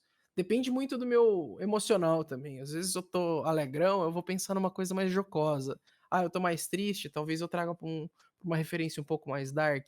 Então, depende muito do que eu tô consumindo ou vivendo no momento também. Como é que funciona o seu processo de criação pro desenho em si? Por exemplo, você começou a desenhar essa caveira. Eu não sei o que você tá desenhando. Eu sei que você tá desenhando uma caveira. Mas como é que funciona? O Esse em seu. específico eu só fui fazendo, sabe? Tá, Tipo, eu beleza. gosto muito de rabiscar enquanto eu converso, porque me foca na conversa. Aham. Então, até por isso que eu sugeri a gente fazer dessa forma. Aham. Senão eu ia acabar ficando meio disperso, acho que eu ia me perder. Não, não, legal, é legal, que é uma forma de concentração. Mas como é que funciona o seu processo? Tipo assim, Bala, eu preciso que você crie pra mim uma caricatura do Diego. Eu não tô nem dizendo que você faça caricatura, só hipotetizando. Vamos fazer o seguinte. Ah, Eu vou no banheiro, você me dá um minuto. dou. E a gente volta pra criar a deidade da mão púrpura junto, que daí eu consigo explicar pra você o meu processo enquanto eu tô fazendo. Enquanto isso, eu acho ótimo. Enquanto isso, eu vou dar um breve overview do que é a mão púrpura pra galera que, né? Perfeito. Basicamente, Volto, guys, me dá um minuto. vai lá, vai lá. Basicamente, enquanto o Bala vai no banheiro, só pra ficar claro, o que é a mão púrpura? Mão púrpura foi uma forma de bolar uma interação um pouco maior com o chat nas mesas de RPG do canal. Tá ligado? Então, o que que tá rolando? A ideia é basicamente a galera pode resgatar com os pontos aí do canal vantagens, desvantagens e a intervenção da mão púrpura. Ela já foi usada como a tabela do caos, mas agora ela vai se chamar intervenção da mão púrpura. O que é a mão púrpura? Mão púrpura é uma divindade maior que reside nas histórias do canal de D&D, quinta edição, que a maioria estão situadas em Forgotten Realms, e basicamente elas têm um único cerne, que é a integração do chat com o jogo. Então, basicamente, a mão púrpura, ela nada mais é do que do que tratar o chat da nossa live como uma divindade nas mesas de RPG. Então, a mão púrpura, ela é qualquer viewer que esteja no chat que tenha pontos pode resgatar, vai rolar um D100 e vai oferecer para um jogador ou para o mestre uma tabela que pode ser muito favorável, muito desfavorável ou mediana. Mas ela sempre tem efeitos muito impactantes, seja para bom, seja para mal. Então, essa ideia é permear com o mote básico das divindades de Forgotten Realms. As divindades de Forgotten Realms, elas estão aí basicamente para usar os seus seguidores, os seus adoradores, como pequenos bonecos de ventríloco. Nada mais é do que o chat podendo ter esse ventriloquismo dentro das sessões através do grupo de jogadores e do mestre. Então, essa é a ideia da mão púrpura. Agora sim, abrimos Chaos Reign! a ideia é a parada do caos, né? Mas vamos lá, fala um pouco sobre o processo e o que você ia dizer justamente. Então vamos lá, vamos começar pela parte número 1. A gente vai fazer uma deidade, correto? Correto. O que essa deidade representa? O caos. Cara, ela representa o caos. Nas minhas inscrições aqui, nas minhas anotações, eu separei ela como os dogmas da mão púrpura é buscar o caos acima de qualquer coisa, colocar os jogadores e o mestre em uma situação tensa, aleatoriedade sempre e promover a diversão para todos do chat. É isso. Então, caos mais. É isso. Certo. Então, beleza. Agora, a gente vai pensar, ela é uma entidade masculina, feminina, ela tem um corpo, ela é só uma mão. Eu acho que ela tem que ser só uma mão. Só uma mão. Só uma mão. Tal qual Ogma é só um papiro, tá ligado? Sei lá, Savras é uma bola com olhos. Uma bola de cristal com olhos. Então vamos lá. Eu vou abrir agora o eu sei que eles existem formas avatarizadas dessas divindades antes que alguém me fale isso, eu sei. Eu só tô dizendo genericamente. Passar pra forma avatarizada depois. Vamos fazer a essência dele. Exato. Se ele é uma mão, se a mão púrpura é uma mão, a gente vai lá e vamos procurar como que você acha que essa mão ia se comportar, já que ela é o caos. É uma mão retorcida? Eu acho que ela é. Eu acho que ela seria uma mão, tipo. Tá ligado? Tipo, ela tá segurando o caos. Tipo, grasping, assim. Isso, tipo, segura. Ela tá. Ela tá. O caos está nas mãos dela, tá ligado? Tá. Na minha Vamos cabeça. ver se a gente acha uma referência que está próxima da mão que a gente tá buscando. Tá. Tipo.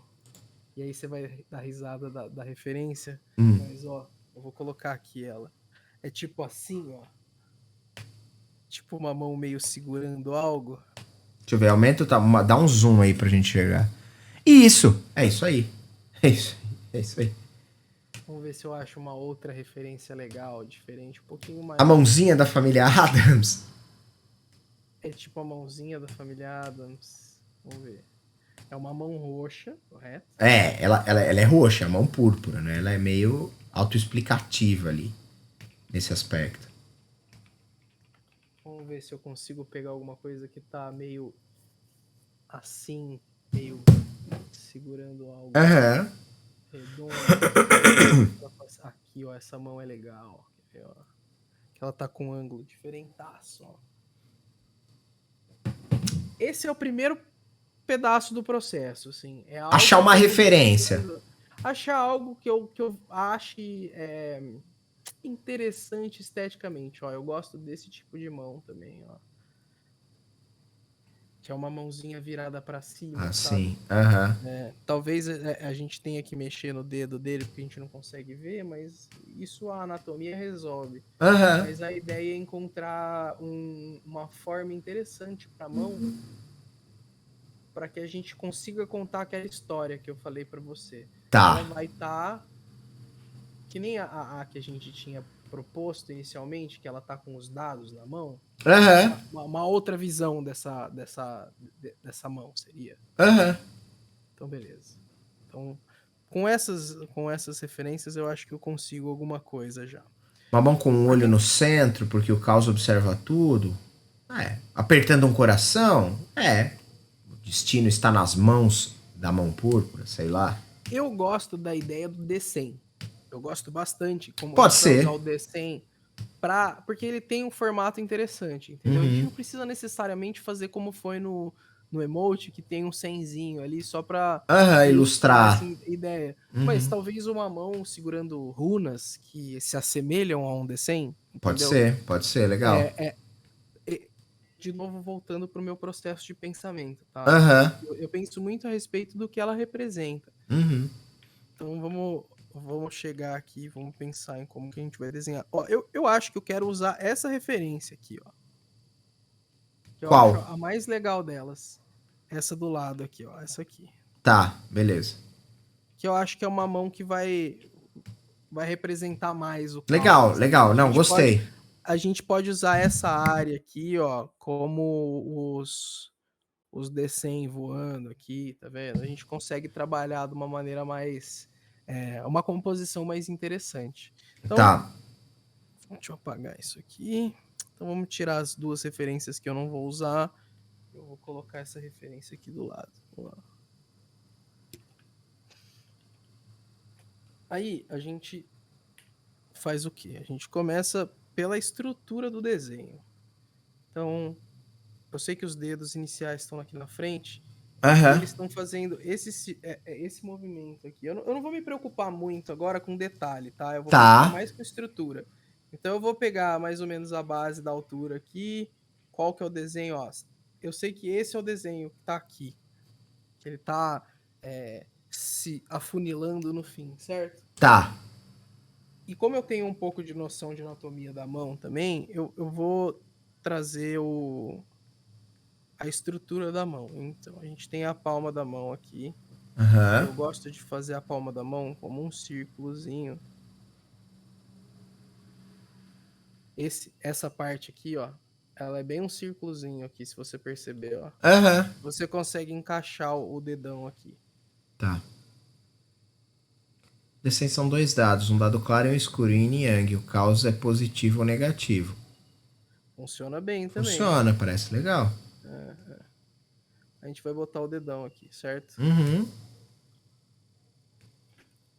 costumeiramente, se você tá com uma referência que você quer trazer ela mais para perto do que você imagina, você começa a perceber quais são as coisas que dão overlap. Então aqui, ó, nessa aqui tá com uma cor meio ruim de ver. Aqui tem uma interseção do dedo com o dedão. Uhum. Então eu sei que o indicador dele vai começar mais ou menos aqui, ó. Certo? Tá. Aí eu meio que vou transpondo, às vezes, até a área negativa que tá aqui, ó, É. para facilitar na hora de montar o desenho. Eu tô fazendo bem devagarzinho, eu normalmente vou direto para a estrutura, tá? Tá. Mas eu tô dando um exemplo do processo todo para ficar mais fácil. Aham. Aqui a gente sabe que a mão vai acabar aqui, assim, ó.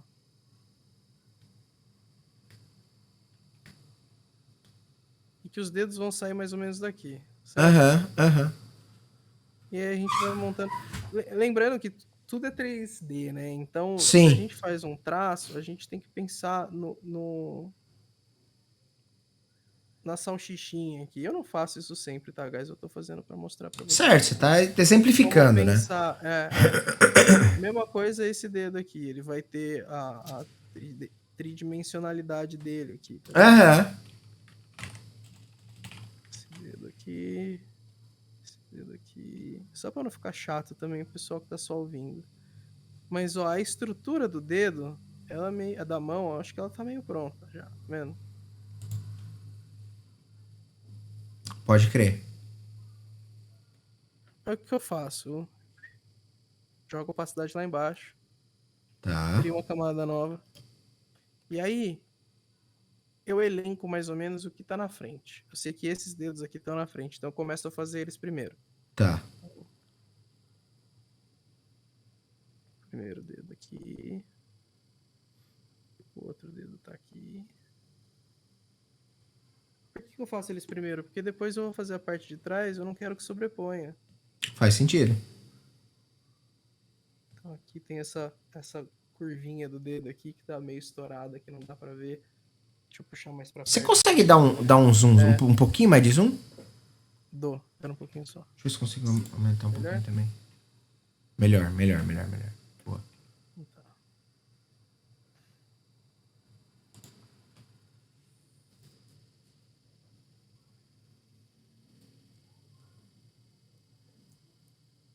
O que eu tô fazendo agora é traçar o desenho por cima do esboço que eu tinha criado. Aham.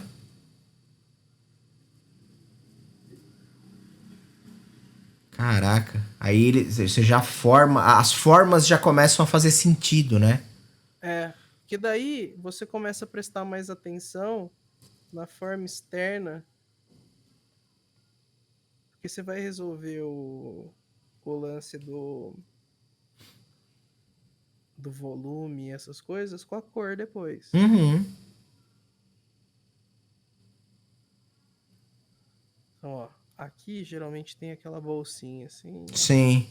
Tem esse cantinho que é mais escuro. E aí, eu já tô adicionando um pouco de detalhe nessas linhas, tá? Aham. Então aqui a gente faz assim.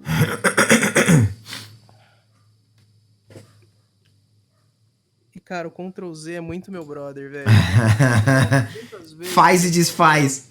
quando eu não tô contente com a linha, velho, quando ela não tá no jeito que eu gosto, eu só refaço, não tem problema. Aí, ó, olha o tanto de vezes que eu tô indo nessa curva que eu não tô contente ainda. Aí, ó. Acho que agora tá mais ok. Aham. Consigo fechar esse dedo aqui, assim, ó.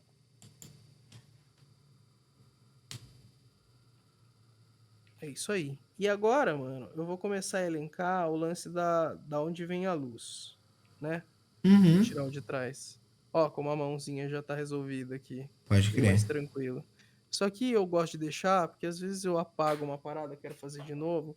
É bom ter o Ter o esboço esboço embaixo. atrás. Aham. Sim, sim.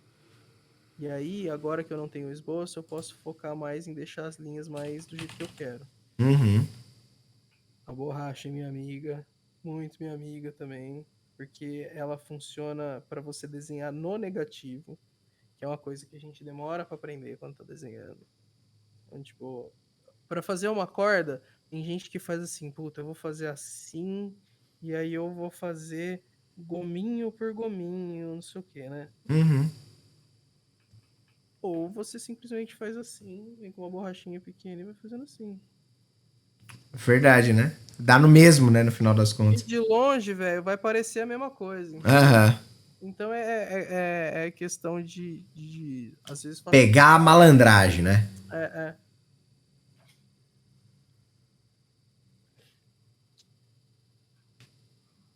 E outra, se você fizer assim, a chance dela não sair igual é muito grande. Aham. Se você fizer um traço só, ela vai ter o tamanho certinho que você quer. É questão de utilidade também. Eu tô dando uma achurada aqui só pra eu dizer que isso aqui tá um pouco mais pra trás e distanciar a mão, ó. Aham. Como ela já tá com cara de mão, sabe? Sim, já parece, né? Uhum. Então, ó, agora a gente faz. Aí entra essa tridimensionalidade que eu criei, ajuda na hora de pensar na unha, né? A unha pode vir assim, né?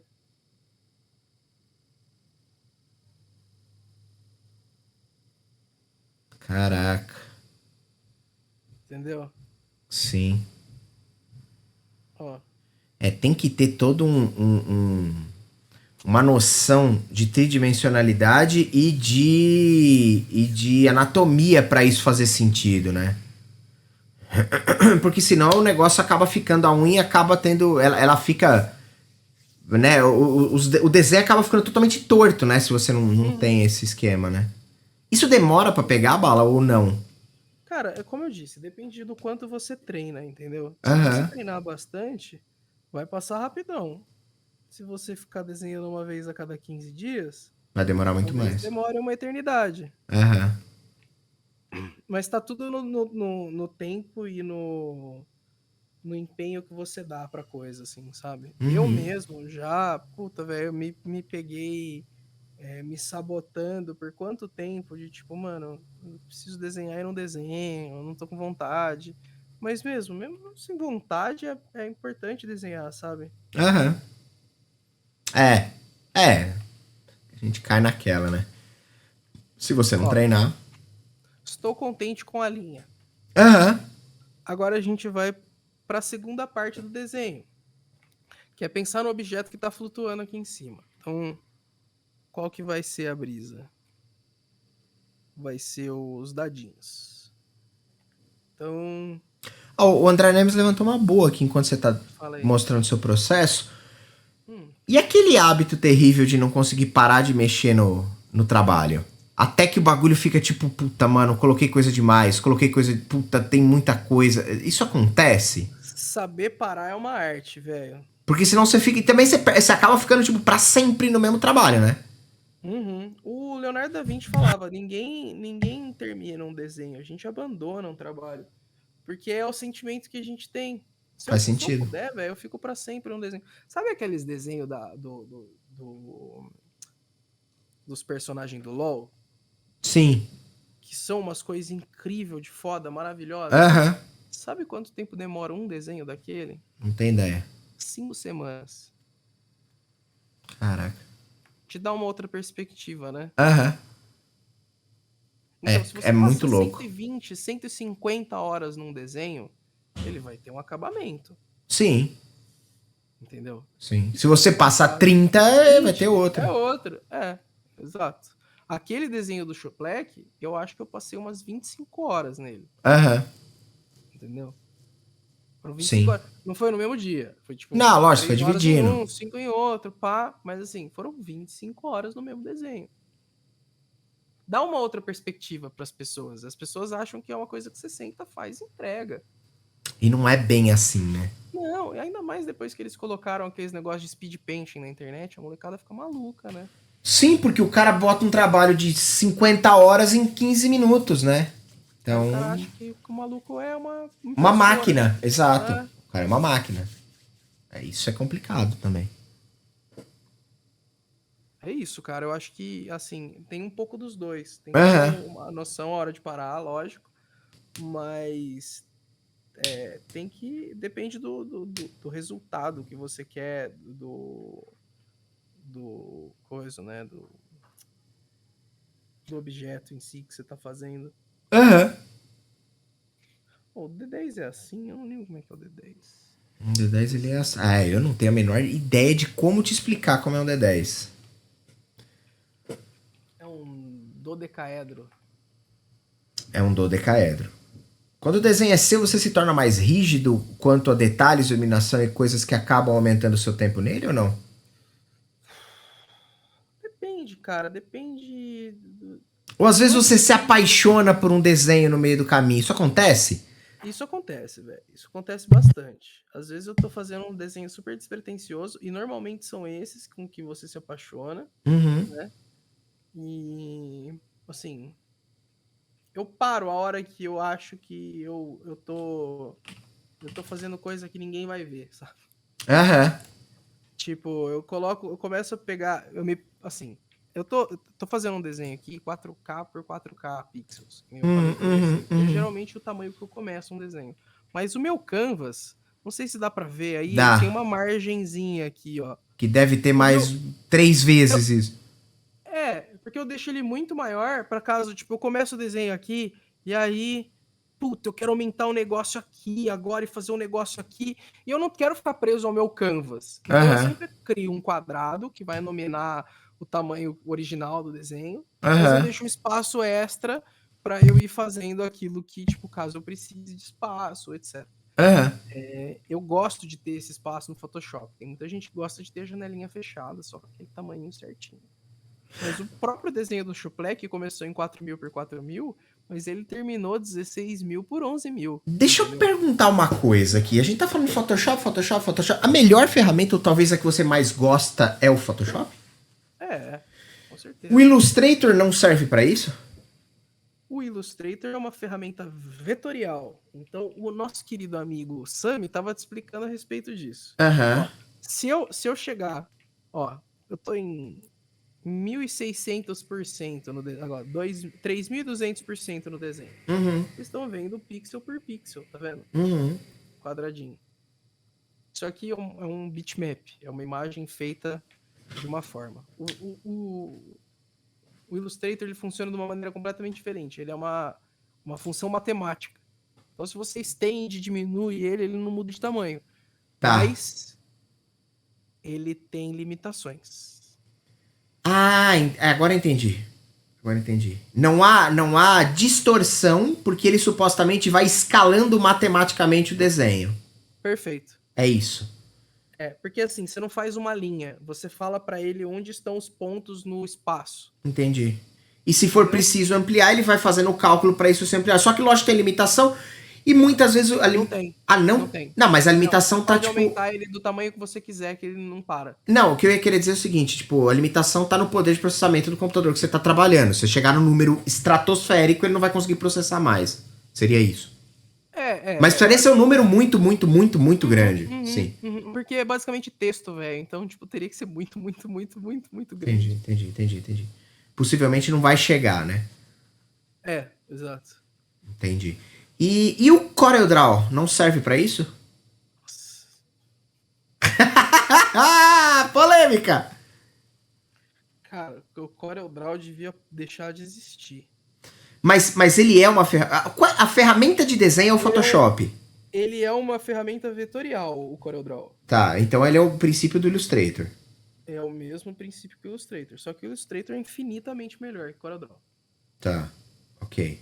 E o que a gente tem de semelhante ao Photoshop? Porque o Photoshop, se você for. Nossa, tem várias ferramentas. Para ilustrador tem o GIMP, tem o Clip Studio Paint, tem o Procreate. Nossa, tem muita ferramenta disponível hoje no mercado. É que eu sou velhaco, eu comecei no Photoshop e eu não quero aprender outra ferramenta, entendeu? Aham. Mas a maioria dos meus amigos hoje deixou PC, não trabalha mais no PC, trabalha só com iPad e no Procreate. Entendi. Entendi. O mercado tá mudando para ser uma parada mais próxima pro iPad, assim, eu acho. Eu acho que o futuro agora a galera vai mais usar o iPad. O que você usa aí é uma mesa digitalizadora, mas ela tá ligada no PC? É. Mas você, Chip. mas você tá vendo aí o que você tá me mostrando aqui, você tem Photoshop aí na sua tela, é isso, Sim, né? sim, tá aberto aqui na minha cara. Entendi, entendi. O Então que eu você... tô desenhando na tela. Por isso que eu uso a luva, Ah, pra não sujar a tela, entendeu? E porque a rapaz. minha mão interage com a câmera, ó, então eu posso usar, Entendi. tipo, pinça, eu posso virar o desenho, tá vendo que eu tô Ah, virando? tá.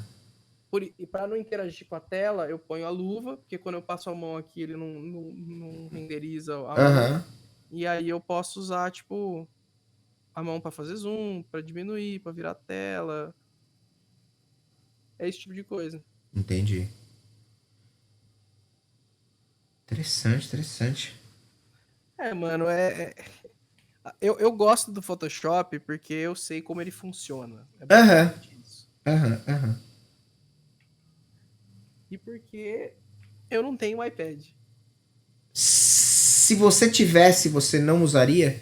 Você não usaria o Photoshop mais? Você Não, eu migraria? continuaria usando, só que eu usaria os dois. Aí eu teria a oportunidade de, tipo, por exemplo, ah, mano, eu não tô afim de ficar sentado na frente do PC desenhando, sabe, ligar o PC, não sei o quê. Você Mano, eu poderia quero estar ficar. deitado na sua cama Mano, fazendo isso. eu podia estar sentado com a Bia aqui no sofá, tá ligado? Com o Aham, iPad aberto, enquanto ela tá costurando, eu tô desenhando com ela, entendeu? Aí, aham. puta, terminei a parte que eu queria no iPad, agora eu vou lá, jogo no PC, abro no Photoshop e faço aquilo que eu sei que eu posso fazer no Photoshop, entendeu? Eu termino a imagem no Photoshop. Uhum, entendi. Tipo, é como se eu trabalhasse um quadro inteiro em aquarela Aham, e eu quisesse colocar um branco ali, eu venho com guache ou com acrílico, entendeu? É entendi. você usar duas mídias diferentes para acabar com Pra dar um acabamento, um resultado para chegar no diferente. acabamento que você quer, exato. É caro esse tipo de ferramenta? Quanto É. custa uma licença de Photoshop hoje? Cara, eu pago R$ 125 por mês. Tá, você usa pagando por mês, né? Aquele é Cloud alguma coisa, Creative né? Cloud. Creative Cloud, é isso. Isso. Eu pago, eu tenho direito a 100 gigas de cloud, né? Uhum, Eu tenho acesso a um banco de imagens deles, que uhum, tem algumas imagens gratuitas. uhum. Não são todas, mesmo eu sendo assinante. Aham. Eu tenho todas as ferramentas da Adobe, então Photoshop, Illustrator, InDesign, Flash, todas as ferramentas possíveis Uhum. eu tenho. O Flash agora virou Animate, né? Por Então, R$ 125. R$ 125 por mês. E aí o uso é ilimitado. Ilimitado, são O que você anexos. tem, o que você tem de Eu limitação. posso usar em 2 computadores meus. Tá. Mas o que você tem de limitação como é que chama? É Espaço armazenamento no dos cloud. caras lá. Isso. Entendi. Se você salvar tudo Então, localmente, tanto faz. foda-se, não vai fazer diferença. Eu tenho, por exemplo, eu tenho backup de 2020 e 2021 dos meus desenhos no cloud, mas de resto tá tudo no meu HD. Entendi. Não, oi? O que você falou, A mano? Bia perguntou se caiu. Ah, não, caiu, mas voltou. E como é que funciona o lance da. Ah, dá pra desenhar com mouse? Eu posso querer começar hoje com o meu mouse? Ou não? Tem que comprar uma mesa dessa? Cara, eu acho que com o Illustrator você vai ter mais facilidade em desenhar com mouse. Não é que seja impossível, é bem difícil, óbvio. Aham. Mas assim, no Illustrator tem uma facilidade que ele tem uma ferramenta. O Photoshop também tem essa ferramenta, mas eu acho que o acabamento do Illustrator é melhor, que é Ah. o da a caneta, que é assim, ó. Você cria um ponto, isso é um vetor, é basicamente um vetor. E aí você cria um outro ponto, e aí Uhum. você pode tipo esticar ele para fazer uma curva. Não sei se Uhum. você tá conseguindo ver Tô, aí. tô sim. É. E aí, tipo, você manda ele fazer o objeto, ou o que seja. O Illustrator funciona bem assim. Aham. A maneira que eu trabalho com Photoshop é com pincel. Então, eu basicamente estou pintando pixels mesmo. Aham. Então, a caneta tem uma sensibilidade de pressão, né? Aham. E, e aí, no momento, eu não estou usando opacidade. Eu estou usando só a espessura. Eu só mudo a espessura. Aham. E E depois eu começo a mexer com opacidade. é fácil de você se habituar com Com as ferramentas. Até a Sega, eu chamo de Sega as que não tem tela, tá? As mesas digitalizadoras. Aham. As mesas digitalizadoras Sega são super simples de você acostumar, é questão de 1 dia, 2 usando. Não é difícil. Aham. A da tela é mais fácil ainda. Quanto custa uma mesa dessa? Você tem ideia? Cara, depende muito da marca que você vai pegar. Eu sei que a Ruion, ela tem umas mesas mais acessíveis. A Aham. que eu comprei, eu devo falar que aqui no Brasil é bem caro, velho. É. Eu comprei na época que o dólar tava mais de boa. O dólar acho que tava 1,50 ou 2. Aham. Então eu paguei coisa de 3 mil reais. Entendi. 4 mil reais. Hoje em dia estaria uns 5 pau fácil. Cara, se você for comprar direto da loja deles no Brasil, a minha tablet tá custando 13 mil reais. Maluco.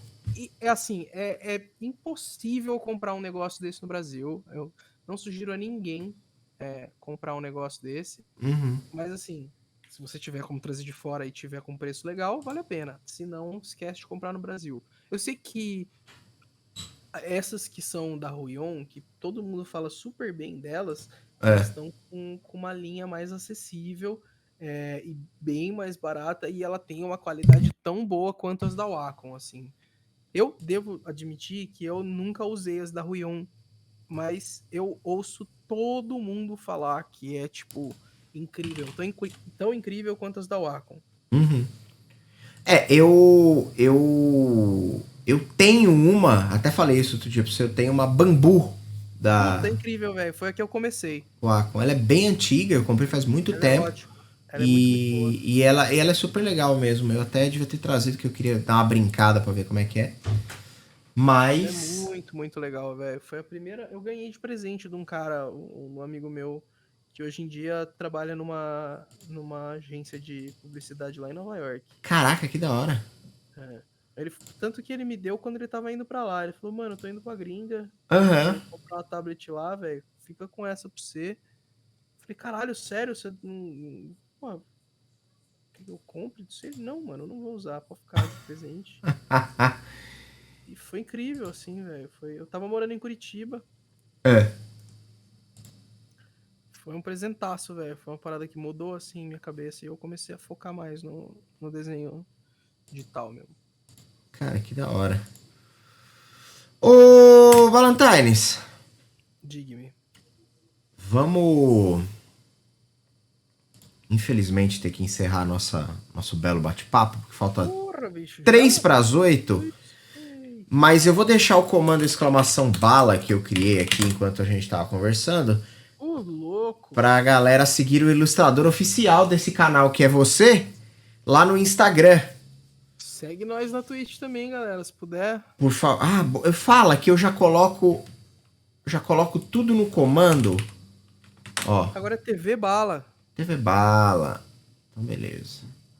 Ó, eu vou finalizar essa mãozinha aqui, então. Não, tranquilo. Vai. A hora que você terminar, você me avisa. Que aí eu posto, você Show. posta.